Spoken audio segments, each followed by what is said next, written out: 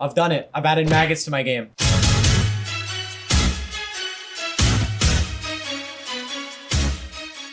Welcome to the fourth devlog for this Untitled Wizard game. I've been really busy, so this is probably going to be a shorter episode. Even with my giant work schedule, I've been able to add 2 new weapons. The first weapon is this toxic staff. I wanted this weapon type to deal damage over time. To do this, whenever the bullet explodes, it's going to spawn a little toxic pool. And right now these graphics aren't final, so don't worry about those. But this toxic pool will apply poison every second that an enemy is in it. This poison can stack over and over, so against big enemies, it can be very good. The next weapon type I added was a beam weapon. I was going for a sort of water jet style, even though it doesn't look like that. Like I said, all of these graphics are not final. I just wanted to get them implemented and working. This beam weapon will deal damage to the enemies every quarter of a second. This makes it a very fast attacking weapon. And along with this, it does a lot of knockback since it is a water jet. Moving on from this, I'm going to get into a new system I'm going to add in the future. This system will be upgrading weapons. The artist I've been working with sent over this amazing shrine art, and I wanted to use it for something. So the system I'm thinking about adding is a tiered weapon system. Whenever you get to the shrine, whether it's after a boss or some other event, you'll insert your weapon. From here, you'll get different options to pick from on how to upgrade your weapon. For example, we'll take the basic amethyst staff. This staff only shoots 1 bullet to start. Maybe upgrade it can shoot 3 bullets side by side. Or maybe it can shoot a bunch of orbs that circle around each other. I think doing this could add a lot more variation to the gameplay and give the player even more choices along the run. I'll repurpose the old shrine as well. I'll have this shrine appear at the beginning of an arena to give the player more options and so they can start off with an ability. This makes it so right off the bat, they can pick an ability and a weapon and try to gain that synergy instantly. Overall, this just makes the game a lot more dynamic to play. Whoa, you made it this far in the video, so you're probably enjoying it at least a little bit. If you would like to talk to me, consider joining my Discord. I made this Discord with a friend of mine who's a Twitch streamer,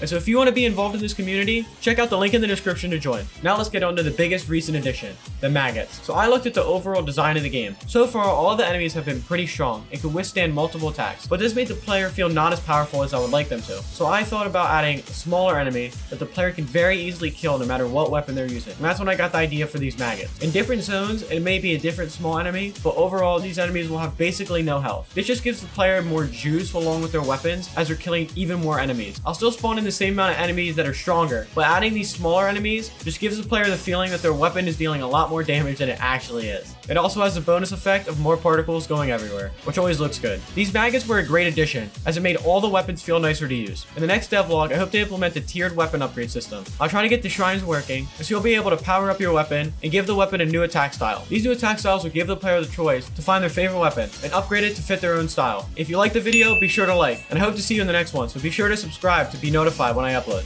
See ya!